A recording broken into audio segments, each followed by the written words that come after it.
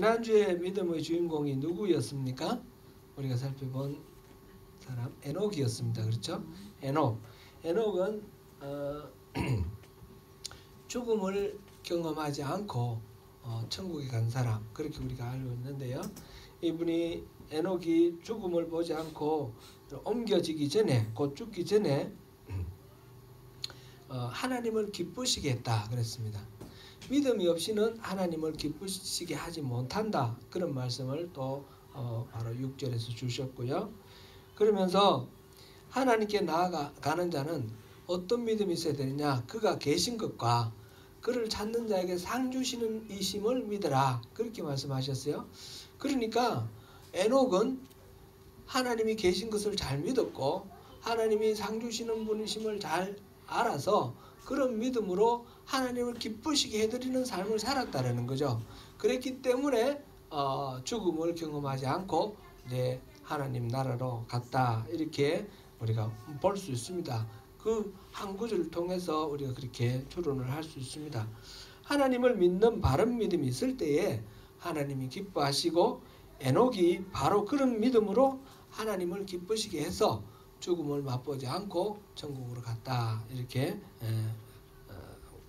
기록한 그 내용입니다. 에녹은 그 믿음의 내용을 에녹의 그러면 믿음은 어떤 것이었는가, 창세기를 통해서 우리가 확인해 보았는데, 에녹은 65세의 아들을 낳았습니다. 65세의 아들을 낳았는데 모두셀라라는 아이를 낳았습니다. 근데 이 이름이 이 사람이 죽으면 심판하겠다 하는 그런 뜻이라고 그랬죠. 하나님께서 모두셀라를 주시면서 이 세상에 죄와 악이 너무 가득 차 있으니까 이 사람이 죽을 때는 내가 심판할 때다 라는 것을 기억하고 회개하라는 그런 의미로 모두셀라라는 이름을 주셨습니다. 그러니까 에녹은 이 아들을 볼 때마다, 이 아들의 이름을 부를 때마다 하나님의 심판을 생각하면서 하나님을 경외하는 마음으로 살았다는 거죠. 그렇게 하나님을 경외하는 마음으로 살던 이 에녹을 하나님은 기뻐하셨습니다. 실제로 이 모두셀라는 969년을 살았는데 그 해가 바로 모두셀라의 손자 노아가 600세 되던 해, 곧 모두셀라가 죽고 홍수가 내려서 이 세상을 심판을 했다라는 것이죠. 오늘은 그 히브리서 11장에 등장하는 믿음의 그 경주자 중에 우리 아벨 봤고 노아 봤고 에녹 봤고, 오늘은 세 번째로 노아에 대해서 함께 살펴보겠습니다.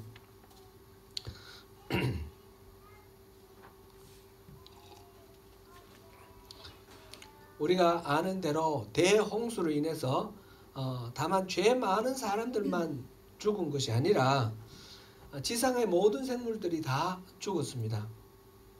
오직 노아의 방주에 들어간 사람, 노아와 세 아들과 자부, 노아의 아내와, 그래서 8식구만 인간이 살았고, 그 안에 들어간 길짐승, 날짐승, 온갖 종류의 모든 짐승들, 방주에 들어간 그 짐승들만 살았습니다.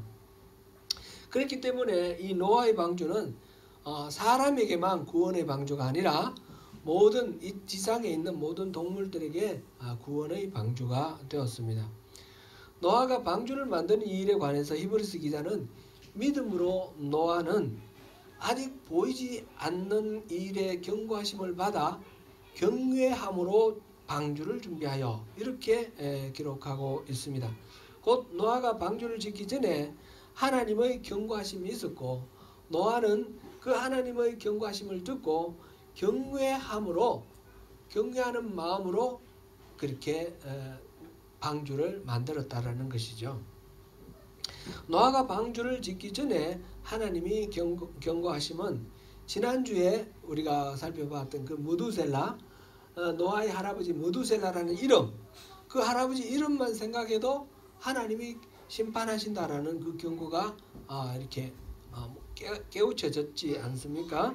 그렇게 모두 들었습니다. 무두셀라라는 말의 원래 문자적인 의미는 창을 던지는 사람이라는 뜻이라고 합니다. 창을 던지는 사람은 고대 사회에서 사냥을 할 때 이렇게 그 토끼몰이 해보셨습니까? 뭐 있으면 이렇게 옆에서 쫙 해서 몰아서 한쪽 어느 한 방향으로 몰아가서 그 앞에 기다리고 있다가 이제 탁 잡는데, 창 던지는 자는 그 마지막 부분에 있는 거죠.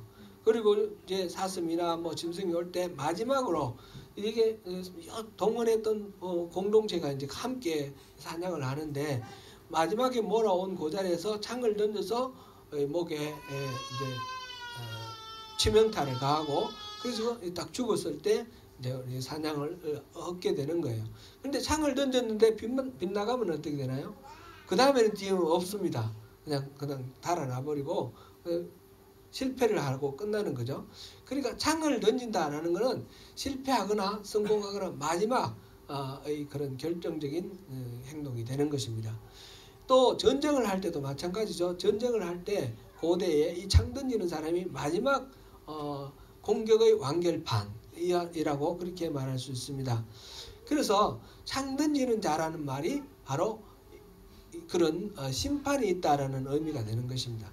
문자적으로는 창 던지는 자이지만 수사적으로 이 의미하는 바는 바로 이 사람 뒤에 심판이 있다, 그런 의미가 된다는 거죠.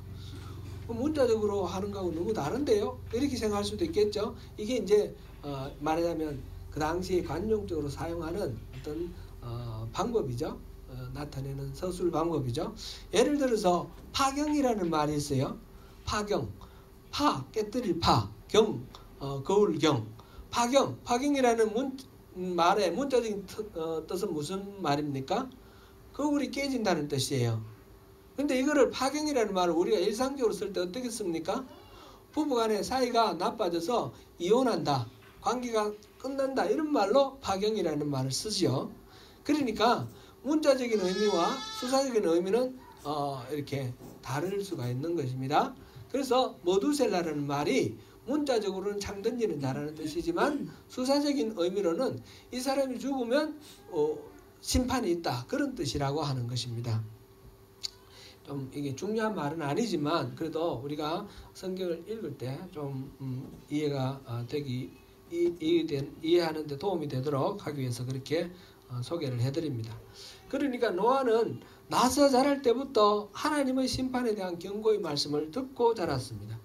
그래서 노아는 늘 두려운 마음으로, 떨리는 마음으로 하나님을 이렇게 바라보았습니다.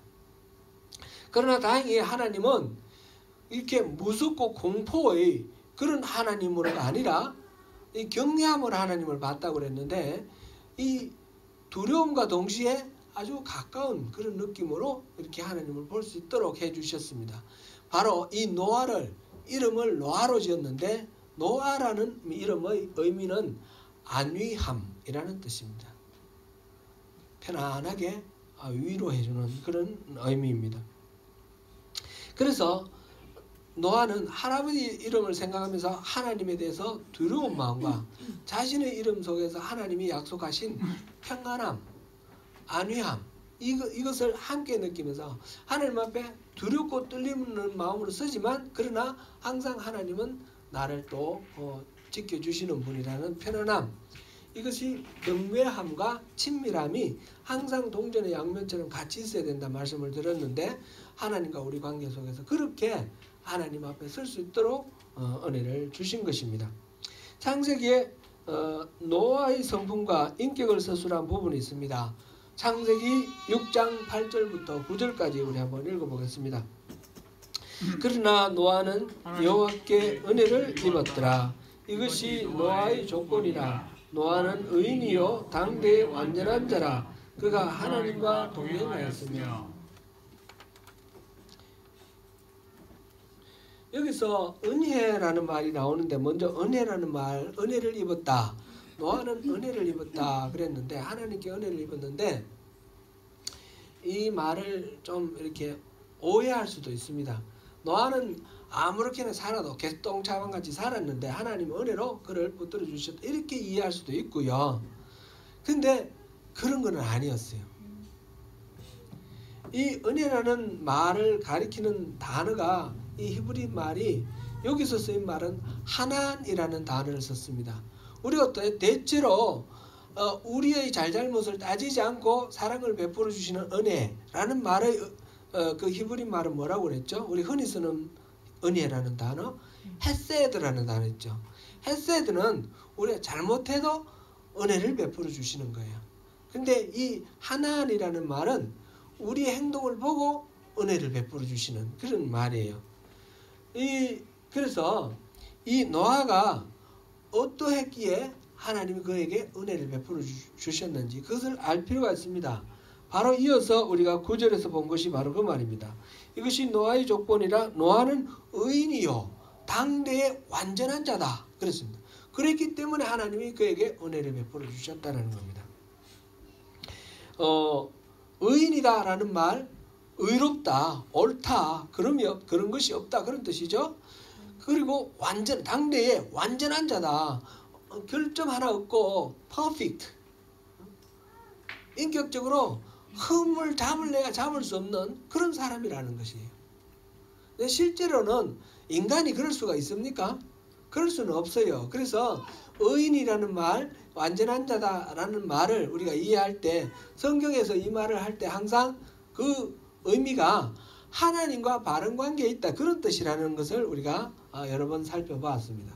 그래서 하나님하고 바른 관계에 있기 때문에 실수하고 좀 잘못하는 경우가 있더라도 다시 하나님 앞으로 다시 돌아오고 바르게 쓰는 사람이다 그런 뜻이죠.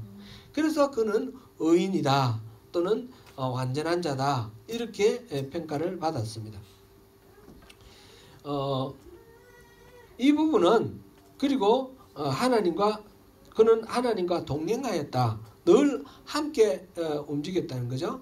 그러니까 무엇을 하든지 간에 자기 힘과 자기 능력과 자기 생각대로 그렇게 살아가는 것이 아니라 언제나 하나님을 생각하면서 하나님이 무엇을 기뻐하실까 하나님께 이렇게 기도하면서 묻기도 하고 하나님 주시는 감동을 통해서 응답을 받으면서 그러면서 하나님 앞에서 살아갔다는 것이죠. 그게 동행한다라는 말의 의미였습니다. 이 부분을 메시지 성경을 보면 좀 더 이해하기가 쉬울 것 같습니다. 메시지 성경 창세기 6장 8절 9절 같이 한번 보겠습니다. 그러나 노아만은 달랐다. 노아는 하나님 눈에 속 들었다. 노아의 이야기는 이러하다. 노아는 자기 공동체에서 선하고 흠없는 사람이었다. 노아는 하나님과 동행했다. 지금 여호와께 은혜를 입었더라 라는 말을 여호와 하나님의 눈에 쏙 들었더라 그렇게 표현을 했어요. 그죠? 그러니까 하나님이 이 노아를 바라보면 그냥 마음속에서 기쁨이 우러나올 정도로 노아의 삶이 참 하나님 마음에 쏙 들었다라는 그런 것이죠. 우리 부모들이 자녀 키울 때 보면 울어도 이쁘고 웃어도 이쁘고 똥사도 이쁘고 그렇죠? 잘 먹어도 이쁘고 그렇게 하나님이 보실 때 노아를 볼 때 너무너무 이쁜 일들이 많았던 것이죠. 그래서 눈에 쏙 들었습니다. 노아가 그렇게 칭찬받을 만큼 의인이었고 완전한 자다. 흠잡을 수 없는 그런 삶을 살았다라는 것이죠. 노아는 그런 마음을 가지고 경외함을 가지고 하나님 앞에 이 방주를 준비했습니다. 노아 당시에 세상은 악으로 가득 찼습니다. 심지어는 하나님이 세상에 사람을 지은 것을 후회하셨다고 그랬습니다. 그리고 한탄하셨습니다. 이 부분을 기록한 창세기 6장 5절부터 7절을 우리 한번 읽어보면 좋겠습니다. 같이 읽습니다.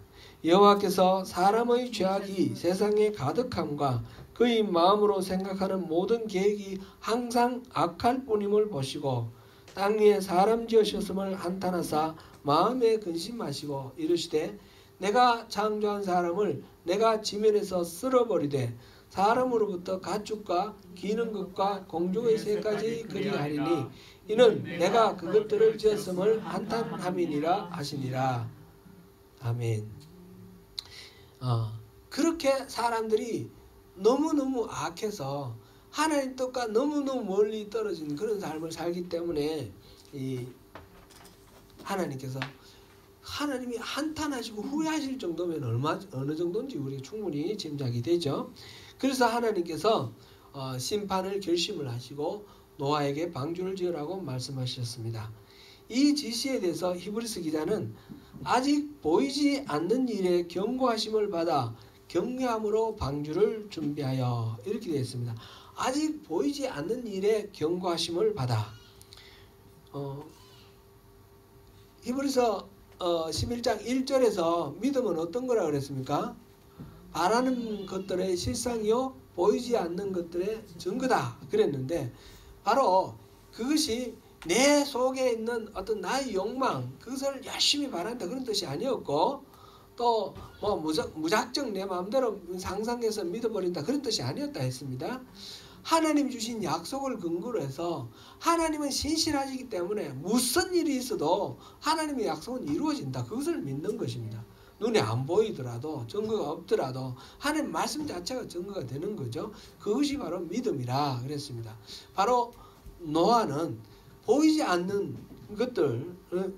것들에 대한 경고하심을 받아서 하나님이 경고하셨으니까 이건 반드시 그렇게 이루어질 것이라는 것을 믿는 그런 믿음을 가지고 하나님께 경외하는 마음으로 그 방주를 준비를 했습니다. 사실 노아가 이 심판의 경고를 받았을 때 이거는 과학적 진실로 생각할 건 없고요. 성경에 나오는 성경 스토리로 우리가 생각을 할 때 그 이전에는 비도 안 내렸어요. 땅 속에서 이렇게 수증기가 올라왔다 이렇게 돼 있고요. 비도 안 내렸어요. 그러니까 비도 경험한 바가 없어요. 그런데 홍수는 또 그런 일도 경험한 적이 없죠.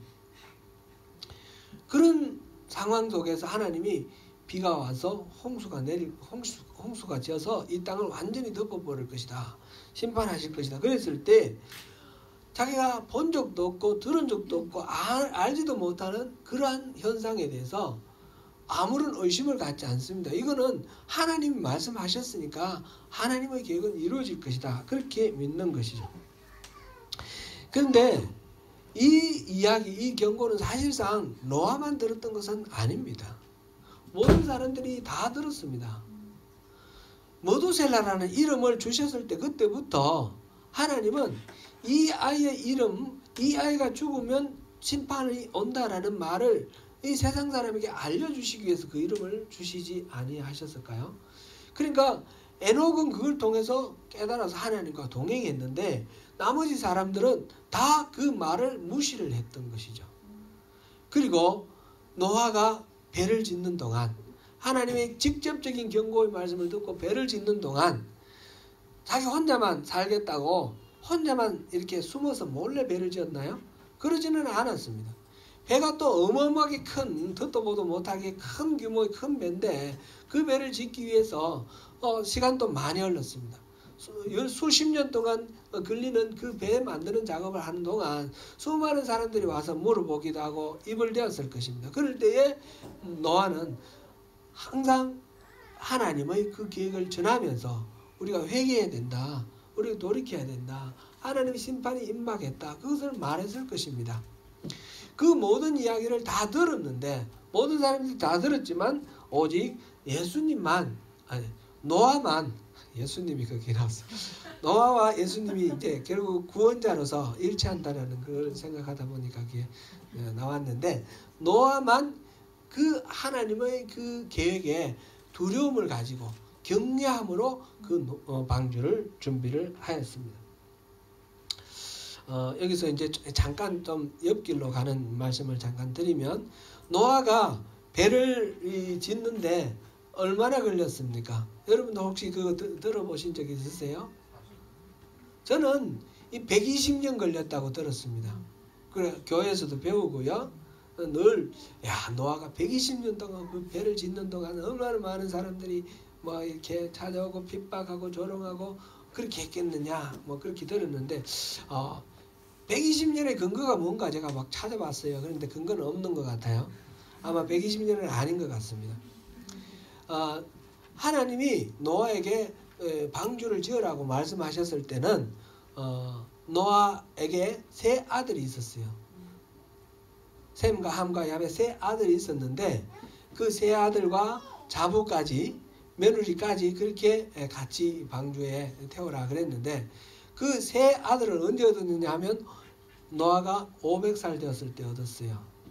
그러니까 600살 때 그 홍수가 왔으니까 이 적어도 세 아들을 얻었을 때 바로 부터 시작하더라도 그때부터 시작하더라도 100년이고 이 아이들이 자라서 장가를 가고 이랬을 때 따지면 100년은 안 되는 것 같고 한 60년, 70년 이 정도로 우리 잡으면 좋지 않겠는가 생각됩니다. 이 말씀을 드리는 것은 우리 성경을 듣고 읽고 배울 때에 무조건 누구 말 듣고 그냥 믿어서는 오해할 수가 있다라는 걸 우리가 생각하고 항상 그런가 하여 베레아 사람들은 그랬다 그랬죠. 그 말씀을 들으면 그런가 하여 이렇게 깊이 상고를 하는 그 말씀을 상고하는 그런 것이 꼭 필요합니다. 그런 의미에서 제가 말씀을 드렸고요. 그렇지만 노아가 방주를 짓는데 하루아침 뚝딱 만드는 것은 아닌 것은 분명하죠. 120년은 아니더라도 수십 년이 걸린 것은 분명합니다. 노아의 방주는 고대 사회에서 본 적이 없을 정도로 어마어마하게 큰 배였습니다. 크라이처치에 가면 요즘 어떻게 되는지 모르겠어요. 거기에 겟세마네 동산이라고 있거든요. 거기 가면 그 겟세마네 동산을 소유하고 관리하시는 그 주인이 노아의 방주를 만들어 놨어요. 그 방주를 만들어 놨는데 실제 그 치수의 4분의 1로 그렇게 만들어 놨다고 합니다. 거기서 노아의 방주를 3층으로 만들어 가지고 맨 위에 층은 그래서 예배당으로 쓰고 있어요. 거기서 딱 보면 크라이처치 시내가 쫙 보이는 그런 곳입니다. 그리고 아래층에서는 이 예배당에서 결혼식을 많이 했습니다. 그래서 결혼식하고 밑에서 이제 피로연하고 맨 아래층에 보면 볼룸 플로어가 있어요. 그래서 서양 사람들은 피로연하고 춤추고 이렇게 하는데 그런 식으로 이제 3층으로 만들어 놨어요. 근데 그 어른들이 너무 연세가 많으셔서 지금 살아 계시는지 어떤지 모를 정도예요. 제가 있을 때는 손님이 오시면 항상 그 겟세마네 동산을 갔는데 어쨌든 그 노아의 방주 4분의 1로 해놓은 그 건물만 해도 우리 이 정도 되거든요. 이 정도. 그렇게 되니까 고대 사회에 그 노아의 방주 그게 코끼리도 들어가고 사자도 들어가고 기린도 들어가고 온갖 동물 다 들어갔으니까 얼마나 크겠습니까? 그렇게 큰 배를 만드는데 한순간에 뚝딱 그렇게 만들어지지는 않았을 것입니다. 세상에 많은 사람들 중에 노아의 방주 만드는 일에 협조를 한 사람은 없습니다. 만약 도왔다면 방주에 같이 탔겠죠. 그런데 아무도 돌아보지 않는 가운데 아무도 도와주지 않는 가운데 혼자 그 큰 배를 만든다는 사실이 얼마나 힘들고 어려웠겠습니까? 그것도 남의 눈에 띄지 않는 곳에서 하는 것이 아니라 이 배가 워낙 크니까 모두들 다 보는 앞에서 아무도 이해하지 못하는 그런 일을 한다는 것이 여간 어려운 일이 아니었을 것입니다. 세상 사람들이 그것을 바라보면서 미쳤다 그러고 조롱하고 또 이렇게 간섭하는 일이 얼마나 많았겠습니까? 그동안 만나는 기회마다 하나님의 심판의 경고를 말했을 것입니다. 같이 구원의 방주에 올라탈 것을 권유했을 것입니다. 그러나 아무도 주목해 주지 않았고 아무도 동조해 주지 않았습니다. 그러나 노아는 하나님의 말씀을 믿었습니다. 전에 본 적도 없고 대홍수가 나서 땅에 있는 모든 생물들이 다 죽으리라는 이 심판의 말씀, 상상도 할 수 없는 그런 말씀이었지만 하나님의 말씀이기 때문에 그 말씀을 믿었습니다. 그 집 식구들과 그리고 방주에 들어간 모든 동물들은 하나님의 약속대로 다 보존해 주시겠다는 그 구원의 말씀이었습니다. 노아는 하나님을 믿는 믿음으로 그 지루하고 힘들고 외롭고 고통스러운 그 일들을 견뎌낼 수 있었습니다.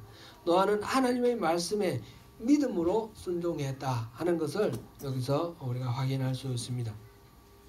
노아가 이렇게 믿음으로 반응했을 때 그 결과는 어떻게 되었는지 우리 한번 살펴보겠습니다. 히브리서 11장 7절을 우리 다시 한번 읽어봅니다. 믿음으로 노아는 아직 보이지 않는 일에 경고하심을 받아 경배함으로 방주를 준비하여 그 집을 구원하였으며 이로 말미암아 세상을 정죄하고 믿음을 따르는 의의 상속자가 되었느니라. 그 결과는 지금 세 가지로 나열되어 있습니다. 첫째는 그 집을 구원하고, 둘째는 세상을 정죄하고, 셋째는 믿음을 따르는 의의 상속자가 되었다. 의의 후사가 되었다. 이렇게 되어 있습니다. 첫째, 그 집을 구원하였다. 이거는 쉽게 우리가 이해할 수 있죠. 노아와 세 아들 셈, 함, 야벳, 그리고 노아의 아내와 아들들의 아내, 자부들 모두 8명이 그 방주를 타고 있었습니다. 그 집안이 다 구원받았습니다. 그 결과로 인류가 멸절하지 않고 그로 인하여 모든 인류가 재창조되어서 오늘까지 이렇게 살게 되었습니다. 둘째는 세상을 정죄하였다라고 하였습니다. 하나님이 다양한 방법으로 세상의 악들에게 심판을 경고하였습니다. 그럼에도 불구하고 세상은 하나님의 경고를 듣지 않았습니다. 자신들의 욕망대로 살았습니다. 마음으로 생각하는 모든 계획이 악했다, 이렇게 표현이 되어 있습니다. 그래서 하나님은 그것을 너무너무 마음 아파하시고 한탄하셨습니다. 홍수로 인해서 이 모든 것들이 다 쓸려갔습니다. 깨끗이 멸망하였습니다. 세상을 정죄하였다라는 표현은 그렇게 우리가 이해할 수 있습니다. 세 번째로는 믿음을 따르는 의의 상속자가 되었다, 이랬습니다. 이 말은 좀 이해하기가 쉽지 않습니다. 믿음을 따르는 의의 상속자, heir of the righteousness that comes by faith. 노아는 믿음으로 하나님께 응답한 사람들과 함께 하나님께서 믿음의 사람에게 주시는 그 의를 받아서 누리게 되었다라는 그런 의미입니다. 이 부분도 우리가 메시지 성경을 읽어보면 그 뜻이 조금 더 쉽게 다가옵니다.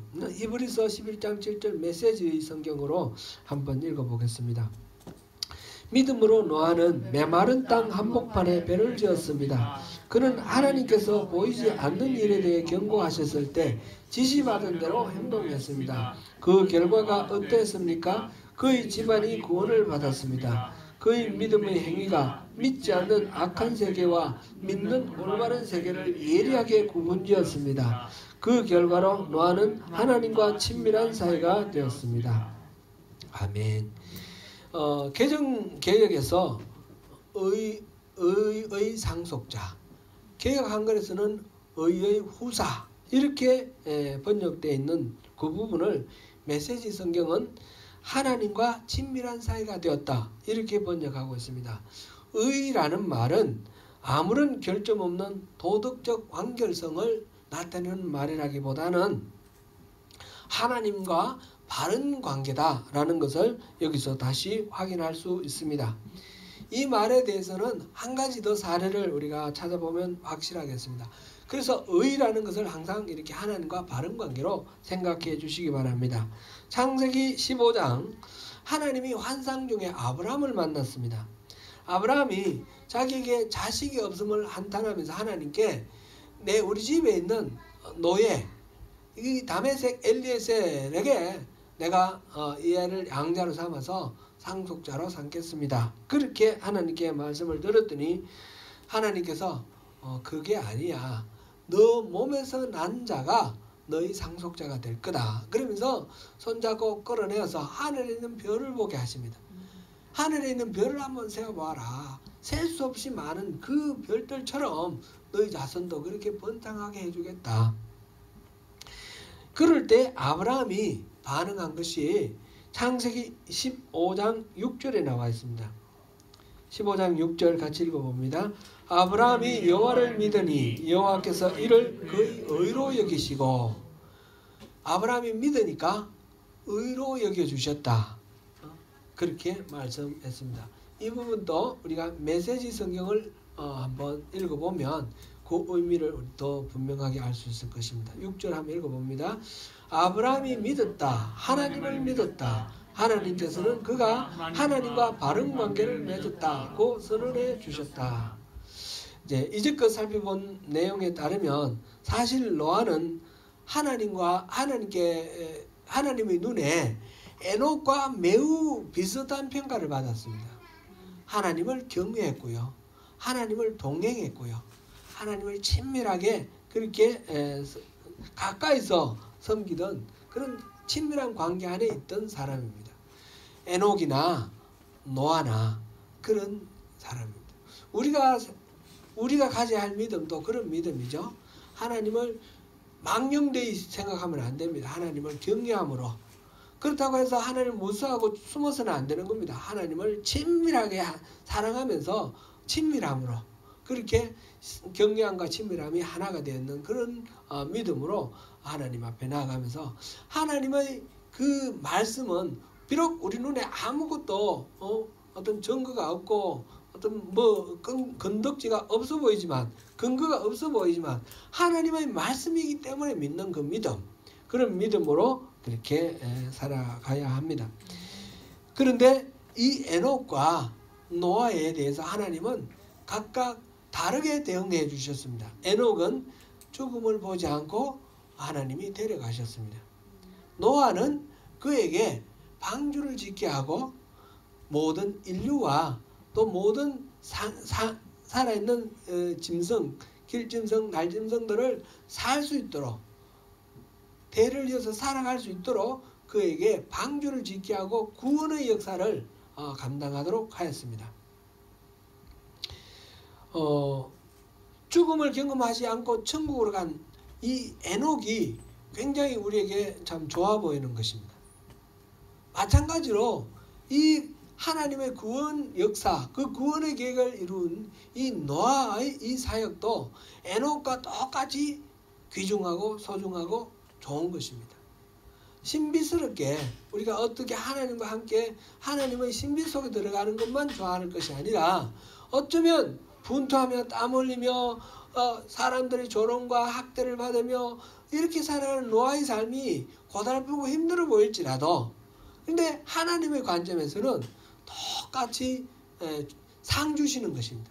이 사람은 죽음 없이 하늘로 가도록 그 상을 주셨고 노아에게는 구원의 역사에 동참하도록 그렇게 상을 주신 것입니다.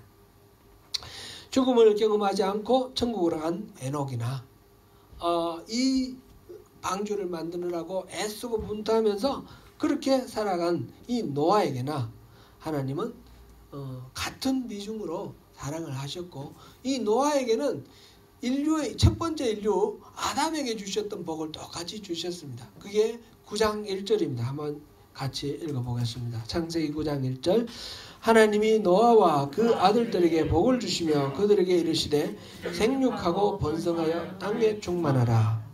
아멘. 사랑하는 성도 여러분, 노아처럼 사람들의 시선이나 평가에 마음 뺏기지 않고 하나님을 경외함으로 말씀에 순종하는 신실한 성도가 되시기 바랍니다. 믿음으로 하나님과 바른 관계를 맺어서 하나님을 늘 동행하면서 하나님 마음속 뜻을 깨닫고 분별해서 세상을 구원하고 하나님 나라를 확장하는 이 주님의 동력자로서 주님의 마음을 시원하게 드리는 그런 저와 여러분이 되시기를 축원합니다.